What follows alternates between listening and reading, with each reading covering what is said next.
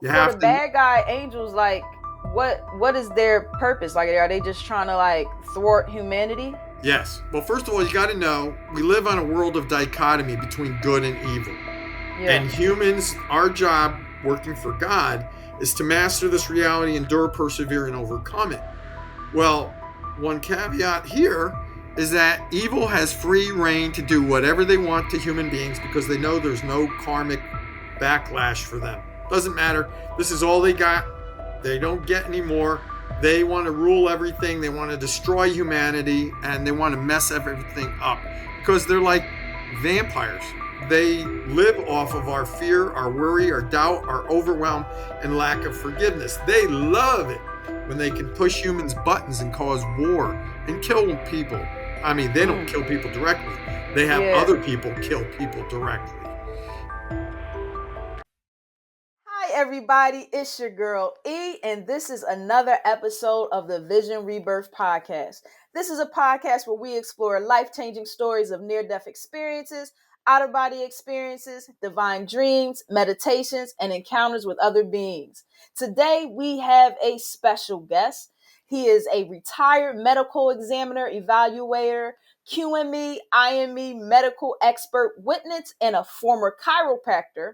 He is a licensed religious counselor with a PhD in comparative religion, and he is also the author of the book There Are No Lines in Heaven. We have Dr. Scott Robinson. How are you today?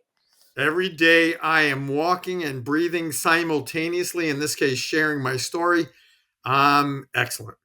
Oh man, I love to hear that. I'm doing well too, man. The energy is always up, So another day to live. Especially on your birthday. Oh my Yeah, gosh. yeah, man. I'm feeling good. I'm feeling good. Another year, feel wiser. My spirit is clean. I feel good. I feel blessed. So it's blessed to be even talking to you. Like I'm like, this is a blessing to even being able to do this podcast. Seeing something that I thought of in April come to fruition, and now I'm getting interviews after interviews, and it's beautiful.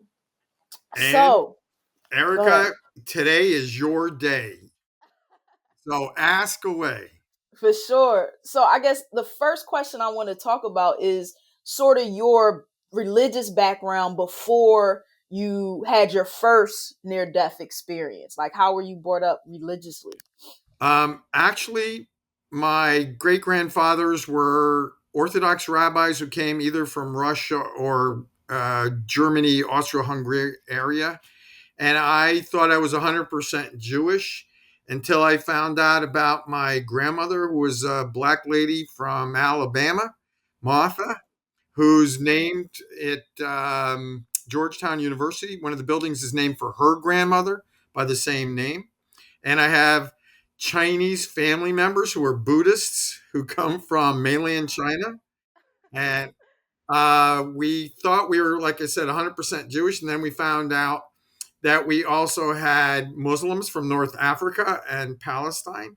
We had Roman blood in us, Roman, Italy, and Greece, as well as Spanish and Persian blood in us. And so I was brought up with a unique background that was different. So here it was. We were open to everybody. Everybody was available to come and join during the holidays. We had every holiday under the sun, and we got to share in the best food from different parts of the family in different parts of the country and different parts of the world. That's My mother beautiful. was born on Halloween, so I was brought up by a psychic mom who already had psychic gifts. She already knew where I was all of the time. She knew I was different. And even at age 5, I said, Mom, I know I came into this life and I just missed somebody really important.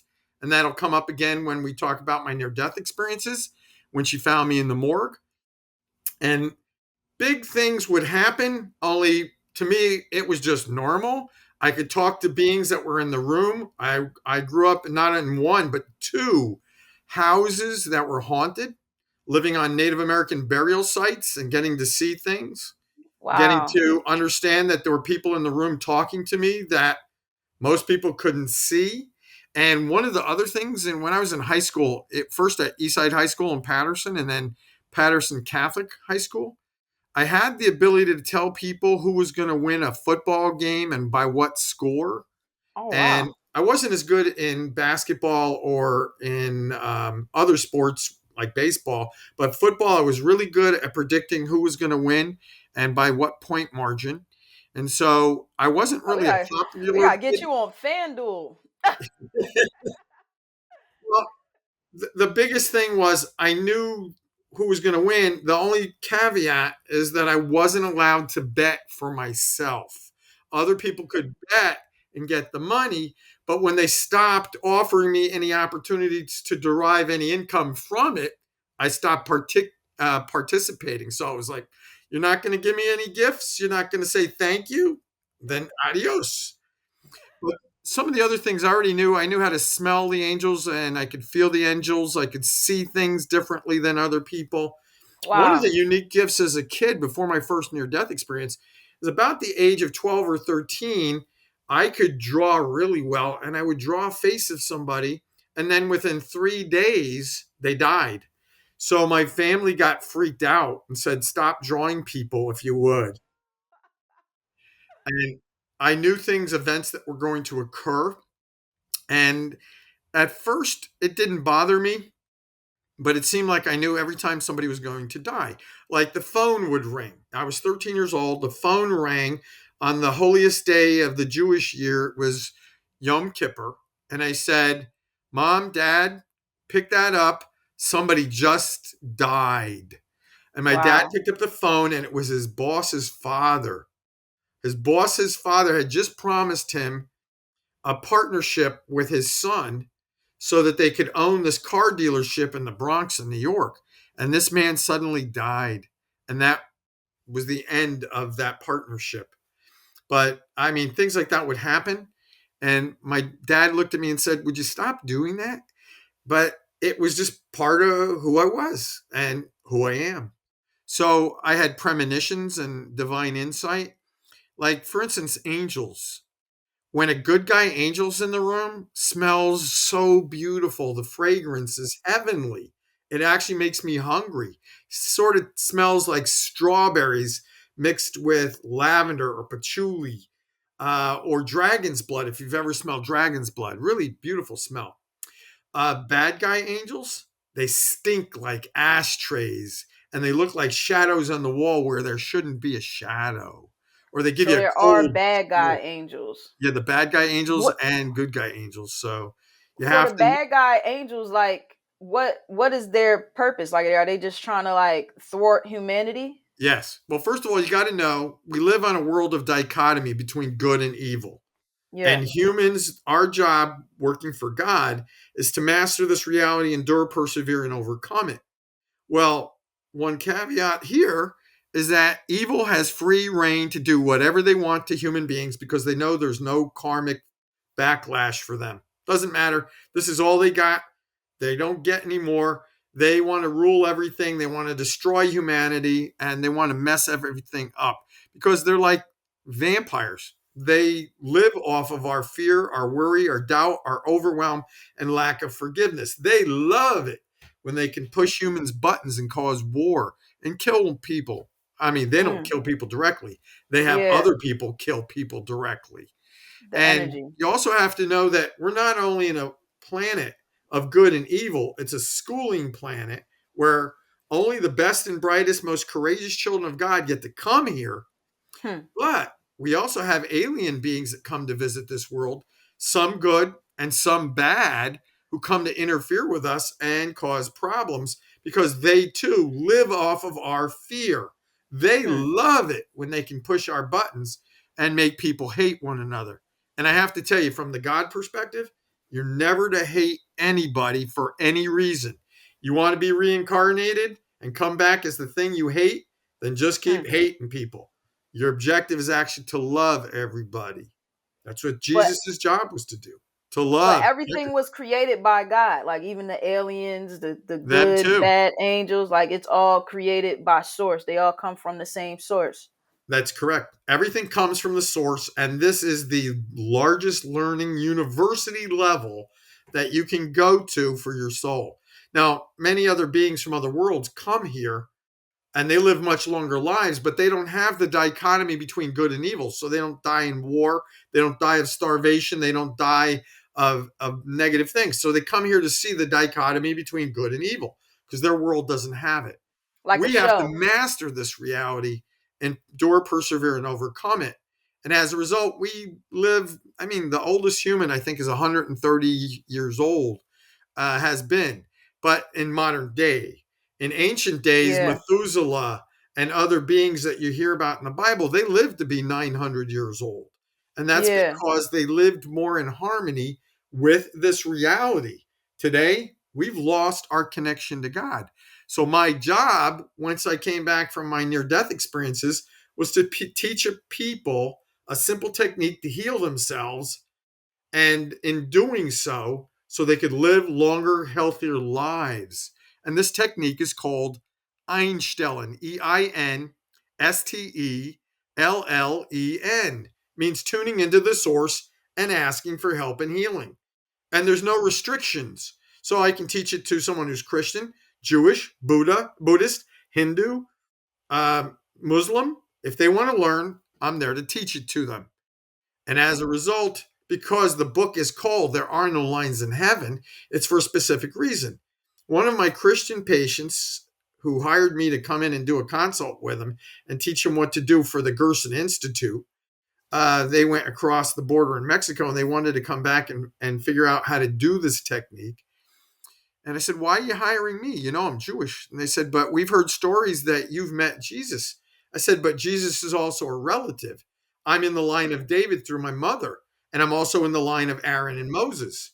They're my grandparents. I mean, grandparents and grand uncle. So Jesus is in the same line. And through my mom's side of the family, I'm related to Jesus. We had 100 rabbis in the family and 50 priests over the centuries. And so we can So is trace our. Jesus did Jesus have like kids or it's No, he more didn't of have a kids. He would have been a cousin. okay, I He would got have been you. a Okay. cousin, but he was in the same line of David that Okay. Aaron and Moses were. My grandfather was named Moshe or Moses, and we've had a lot of Aarons, Aaronowitzes, Aaronowitz, Harwitz, and Simons. That was my mom's names, their families' names, and they were all related to that line. In there was also a genetic trait that when you have this, not every Jewish person has this, they can actually trace their line back to Aaron and Moses. And that's another thing. We call people who came from Europe white folks, and people came from Africa or Asia colored, black, or had some kind of color to them. Right. In actuality, in ancient Israel, people were brown, and Yeah. they only became more white as they came into Europe and mixed with other people. But originally, we were, as you would see, Muslims today in Arab world, they're brown. They're people of Yeah. color. They look like the Indians, the Hindu, the Buddhists. They're brown. And today's Ashkenazic Jews are white because they stayed in Europe for so long. They lost the skin tone. The color wasn't there. They lived in Yeah. colder climates. And so actually ancient Israelites and Hebrews were darker skinned. Yeah. That's what, that's something I'm glad you said that because that's something that's always like not a controversy, but when I tell people like, hey, like, these, people said that they seen Jesus and and they're like the first thing like relatives and people will say is like, oh, well, what did he say he looked like? Was he white with blue eyes and blonde hair? Like that's the first thing because it's like this thing of we've been taught that that's what Jesus looked like. And They were so so far from it.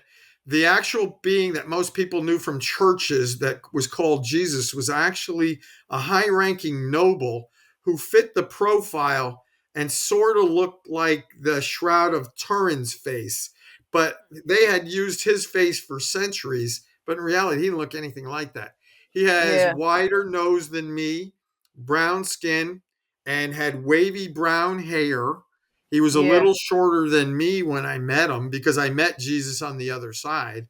And how yeah, that came about after my first near death experience is that I died in a car accident, was pronounced dead or DOA, and put into the morgue.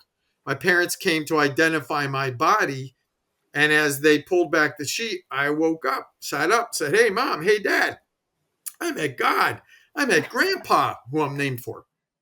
Right. And How old were you, by the way? You were like I a was teenager. 17 years old when I Okay, died yeah. the first time. I was 35, 36 years old when I died the second time. Okay, okay. And then the first time when I ended up in the morgue, I was in the refrigeration unit.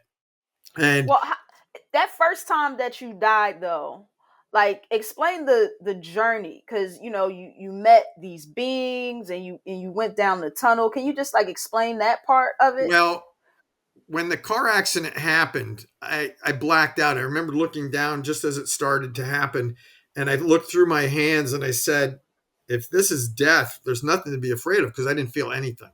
Next Yeah. thing I know, the door opened and I heard a police officer say, "He's DOA," as I fell out and hit my head on his shoe. And I Wow. came out of my body, went zooming down this tunnel like apparition. But first, an angel grabbed me and I was above the earth. And he said, "Look at the earth and tell me what you see." And I saw these strands of lines coming up off from the earth, some real thick and heavy. They were all bright and white and glowing. And he said, "Do you know what those are?" And I said, "No." He said, "The thin ones are separate individual prayers coming up towards God. The thick ones are multiple people praying for the same thing. And it's Hmm. coming up to God like a big branch or of a tree or a root of a tree coming up. And it would be Hmm. coming up to an invisible cloud called the Holy Spirit, the house from the healing wave, the healing energy of this energy of God that resides around our planet. It's not firmament, that's something different. Hmm. So the angel Is said, which "Okay." which which prayers were more powerful then? Because some were so the thicker ones were Yeah, the or do thicker they ones get? were multiple people praying for the same thing. Let's say you went to church and you were praying for a member of that church to get well. They were sick. And so you Yeah. had a 200 or 300 people praying for a one person to get well. Well, the prayers of 2 and 300 people came up like a tree trunk. And so do Whereas if those type of one prayers get person, answered faster? yes, they do. They usually do, unless the prayer, the individual prayer, is very strong. There's must be Hmm. tremendous faith there and tremendous trust in Jesus, and there must be a tremendous amount of belief. And a person who's very powerful, I've learned to get my prayers more powerful over the years, and Hmm. it will make a big difference. Your prayers will take on much more strength as you understand how to work and utilize prayer for the purpose of manifestation, realignment, or protection. And so And that's what I teach people, not only their mission and purpose in life, but how to use prayer to manifest what they want. You've heard of people that manifest health, wealth, all sorts of yeah. things, and be able to pray for other people to make a major difference in their life, because that's what we're here for, not only to pray for ourselves, but our families, our neighbors, our countries, and our world. And to be Right. able to make this come to fruition, you need to know how to make prayers work for you rather than against you. And so I teach these things. And then I teach this technique called Einstellen, or tuning into the source, asking for help and healing. And that's done every other Sunday for free, 2 p.m. Eastern time. You're in Philadelphia, I'm in Florida, but I grew up in Jersey, so I knew where you lived. And so I invite people to come do Zoom Einstein with us. And I'll have people from 23 or 24 countries doing Einstein simultaneously. So asking for help and healing, because when two or more in my name, prayers are Yeah. answered. People call them Yeah. miracles, but they're actually just astonishments. And then I Right. teach people something, a technique called pushing faint matter, or pushing away negative, dark energy away from people to get rid of pain and so to help your body heal. It's known by many things: pushing negative energy, pushing faint matter, uh, pushing different kinds of things out of your body. And you can learn it from different sources. And I've learned from people who had near death experiences, as well as other people like the Monroe Institute that told you how to get rid of pain. And then I talk about the 4 or 5 most important things that people need to know about, that the angels talk about all the time. Human beings get sick for one major reason. Number one, they don't know how to connect to God anymore. They've forgotten that divine spark and connection from their heart mind. Number Mm. two, they are constantly in a state of fear, so evil can get in the back door. So I teach Mm. people how to get rid of fear in 30 to 60 seconds. I teach people how to get rid of overwhelm because people are today in a constant state of Very, overwhelm. very. Third thing is people have this doubt. Am I really a divine creature? You bet you are. And they don't believe that they can heal from incurable things because they're told only a doctor can make you heal from that. And you need medicine. Because you even asked that question. How come I didn't want to take the medicine? Because I had this divine feeling, this knowingness not to take the medicine, that if I took that medicine, I would die. And it was better to go to across the border and to do seek alternative medicines and be divinely guided through my heart because I had this feeling. No, don't take that medicine. You wait because your God is the greatest physician and there is no incurable. Only people who cannot yet believe. So I teach people how to attain that. And so we also teach people, besides getting rid of doubt, how to forgive one another. Because the angels are always tell me, you humans are really funny animals. If you only could learn to forgive one another, you would stop having wars. And so not only do I teach people how to forgive another person, I teach them how to forgive the most important person. Erica, who Yourself. would be the most important person you have to forgive? Yourself. You got to forgive Exactly. you. So I Yep. teach people how to forgive themselves with verbal frequencies, and I teach people how to use a special prayer that's similar to Oponopono. It's a Hawaiian type of prayer, but it's a special one that I was taught how to forgive other people, bless other people, thank other people, and send them love until you no longer have any sense of upset or frustration with these people. And then we talk about the most important emotions that you might be carrying in your auric field that need to be cleared. And I teach people how to get rid of those emotions, 7 to 10 of them on any given day, so they clear them easily and effortlessly so you can begin to heal your body from whatever the diagnosis is. Now, MDs don't believe that anything is incurable unless they do it and they use their prescribed medication. But like I said, if I had taken the medicine that they wanted to me to take, I would have been dead Well, because how do you tell the difference between sort of the holistic medicines, cuz you sort of went through a journey with that, in like there were a lot of the holistic methods that didn't work. I So, went through 425 methods. 90% of them were a waste of time and money. I ended up going bankrupt because of it. I used my own money. I was hundreds and thousands in dollars in debt trying everything you could think of. So I synthesized it down and broke it down to 10 most important things you need to know about helping yourself heal with a chronic or serious illness. Now, a third of my clientele has been written off by the medical profession and left for dead. They're basically in hospice. They've got 12 weeks left to live. And if I hear the words, touch not my child, that means there's nothing I can do. They're going to go home, and I have to prepare the family about what to expect and how to deal with it, and tell the person, like I was preparing my father, what to do when it was time to cross over. What would he that's expect? beautiful. A Yeah. third of my clientele has not been written off and left for dead, but they've been written off and nothing more we can do for you. And so I don't get to see a lot of these people. 2/3 of the people who come to see me have been written off. And basically, the doctor says there's nothing more we can do. So there's always something you can do. And the fact that in ancient days, people used to live longer lives and healthier lives with their ability to connect through prayer. So that's Yeah. number one, teaching the prayers that they need to do and what they need to access. It's actually, most of them are very simple. But if you don't believe in yourself and you don't believe or have faith in God, a creator being, whether you call God he, she, or it, makes no difference. If you don't believe, then you can't achieve. And so we Yeah. go through all of these different things.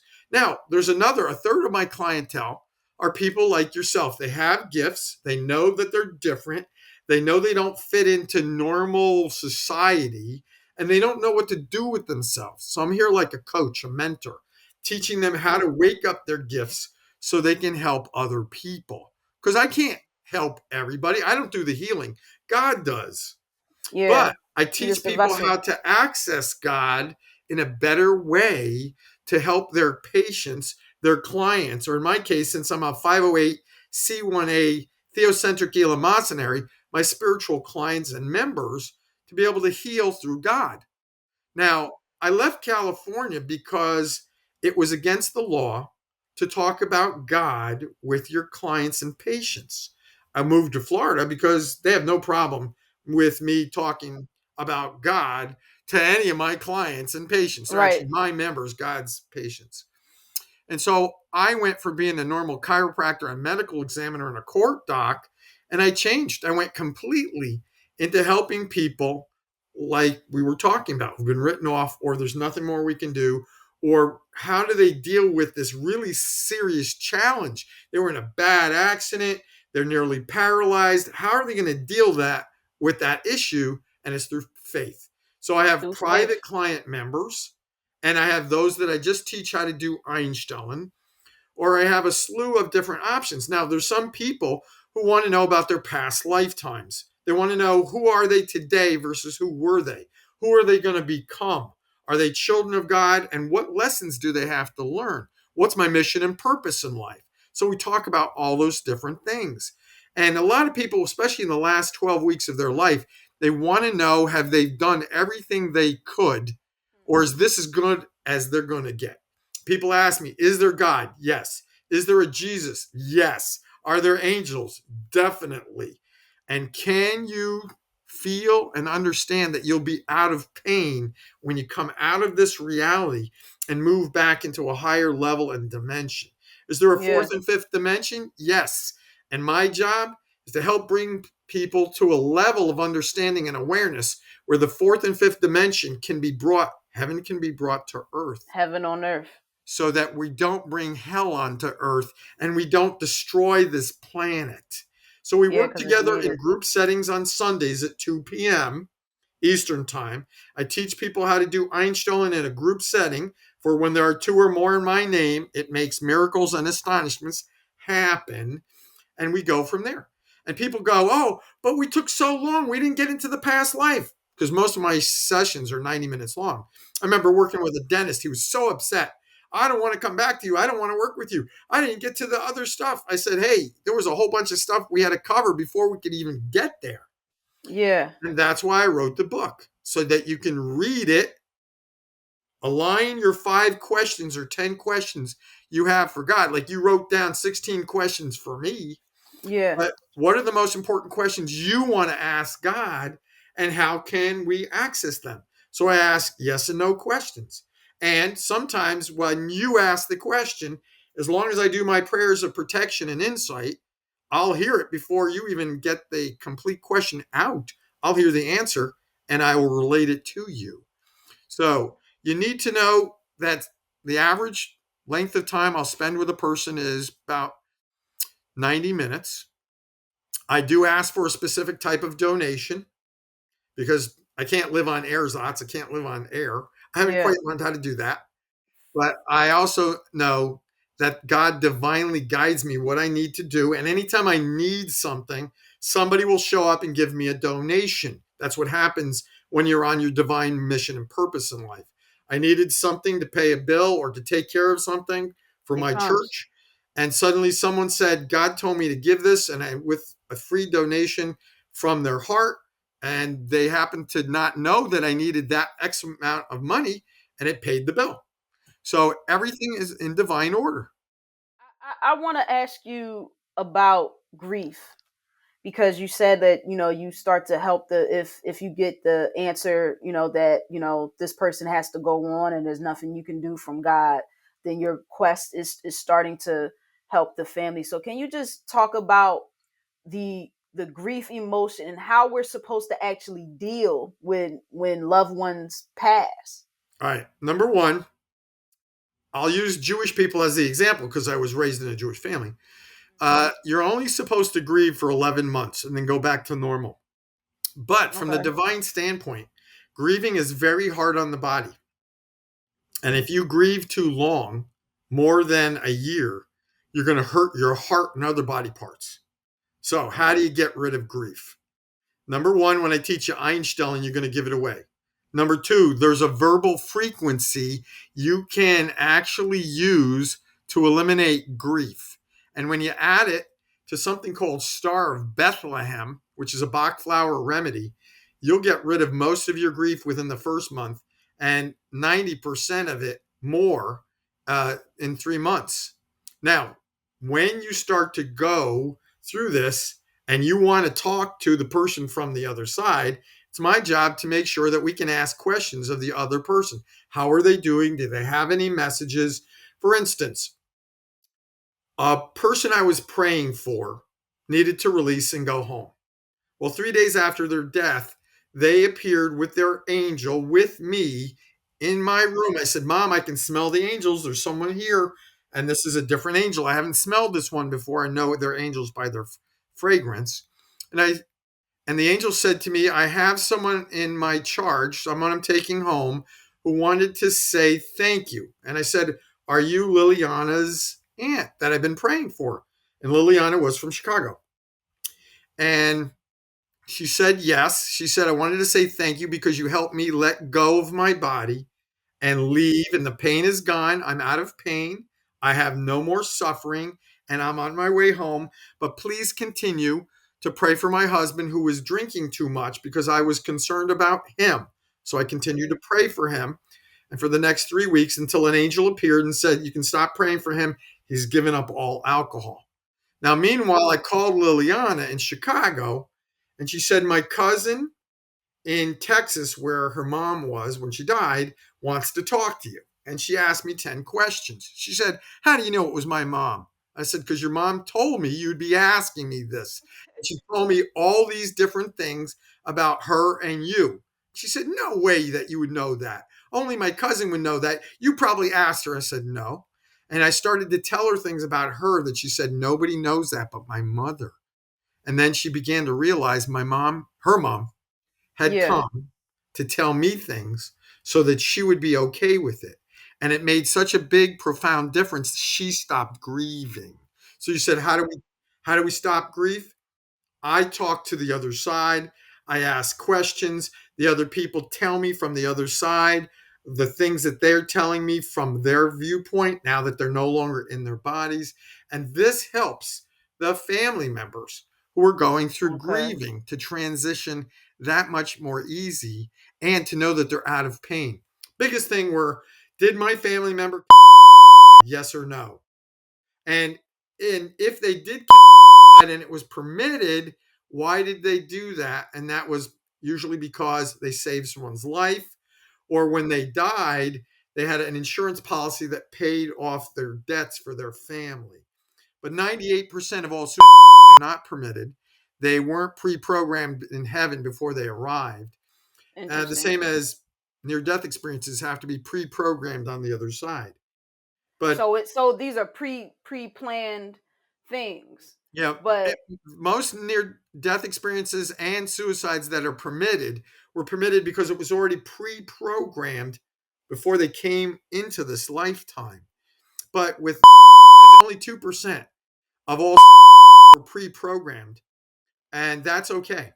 That's you had to but what die in order to do this. Like the man who saves his entire platoon by jumping on a grenade, killing himself and sacrificing yeah, himself to save the other people. that might be Or he permitted. steps in front of a bus to push someone out of the way, a woman with a baby, he gets killed because the bus hit him. He dies and goes to heaven. That's not. But the person who themselves because they thought they did wrong, or they got fired, or they lost their spouse who was having an affair, or whatever, or they lost all their money, that isn't permitted. So those What people happens have to them? Yeah, they what get happens caught to them? they get caught in between, and they have to be prayed out of it. And some of those souls have been told by evil voices that they're worthless, so they can, and they sit in neutral, sometimes inside the moon that captures them, or somewhere in a negative area or neutral territory.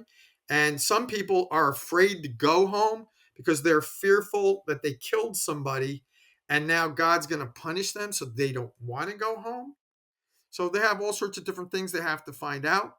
They What have to does be able to the forgive waiting them. room look like? Like, what does this wait? Because wasn't you weren't you in like I the in was in a between? sort of a waiting room before I went to heaven, Yeah, but their yeah. waiting room isn't going to be this way. A waiting room for somebody who's committed suicide is cold.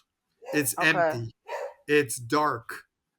okay. My waiting room was light and bright and filled with love all day and night. And theirs wasn't. Theirs is cold and there's no communication with the other side. You feel cut off when you come from God. So you have to pray the person out of that empty void. And a Mm, person that dies and crosses over and goes to heaven, or even the waiting room of heaven, you're going to meet angels and other beings. And the feeling is just indescribable, sort of like when I smell the angels around me. So there's a difference between where you go when you die for the reason that you died. So if that mm. makes any sense to you.